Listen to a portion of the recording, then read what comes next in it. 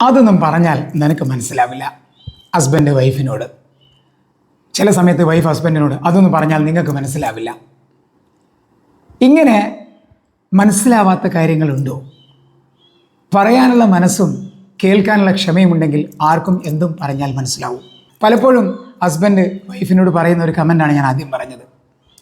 ചില കാര്യങ്ങളൊക്കെ പങ്കുവെക്കാൻ പാടില്ല, ചില കാര്യങ്ങളൊന്നും പറഞ്ഞിട്ട് കാര്യമില്ല എന്നൊക്കെ ചിന്തിക്കുന്ന ചില ഹസ്ബൻഡുമാരുണ്ട്. അതുപോലെ നേരെ തിരിച്ചു ചിന്തിക്കുന്ന ചില വൈഫുമാരും. ഹസ്ബൻഡും വൈഫും ഒക്കെ ഇങ്ങനെ പറയുമ്പോൾ എന്താണ് സത്യത്തിൽ അവിടെ സംഭവിക്കുന്നത്? ഒരാൾ മറ്റൊരാളുടെ മുമ്പിൽ മനസ്സ് തുറക്കാനുള്ള അവസരത്തെയാണ് ഒരു വേലി കെട്ടി അടക്കുന്നത്.